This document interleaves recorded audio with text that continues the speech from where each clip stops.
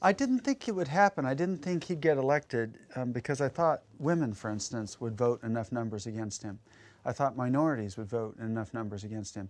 But I can understand how it happened because after I wrote this book about the school shooting, I could see some of the larger currents in America and what have made him for a long time. So we really do have tens of millions of Americans who have voted for the Republican Party in every election for decades against their own interests. The Republican Party exists to crush the working class, but the working class votes for them anyway, especially the rural working class, because of conservative family values. There's a kind of trick that happens.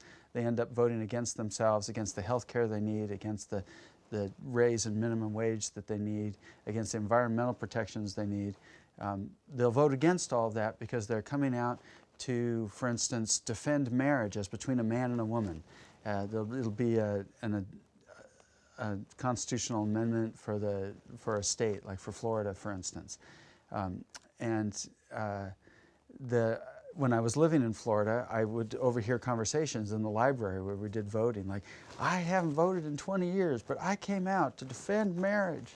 And then they vote right down the conservative ticket. So this conservative family values is the problem in America, which is why when I did an editorial recently for Liberación, I decided to focus on nationalism and religion, because I think those are the currents that are behind what makes it possible for tens of millions of Americans to vote for a would-be dictator, to vote against their interests, to vote to kill all the protections and institutions that make America free and a democracy, to attack the free press, to do all those things.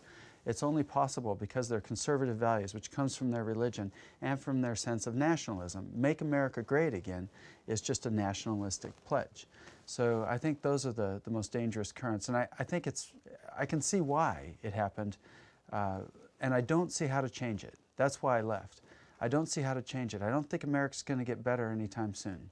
I think these people are going to keep being total dipshits in how they vote.